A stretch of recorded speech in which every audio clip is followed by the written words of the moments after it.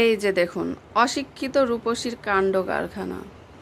কিভাবে খাটের পরে শুয়ে আছে, মনে হচ্ছে ও আর দুনিয়ায় নেই।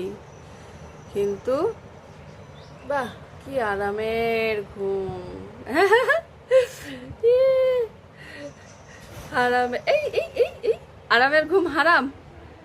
কে হারাম করলো? এই রূপসী, তোর সুন্দরী কই? রূপসী, এই রূপসী, তোর সুন্দরী কই?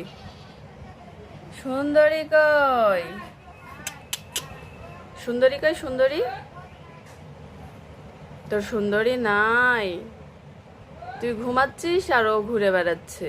তুই ঘুমা, আরামসে ঘুমা।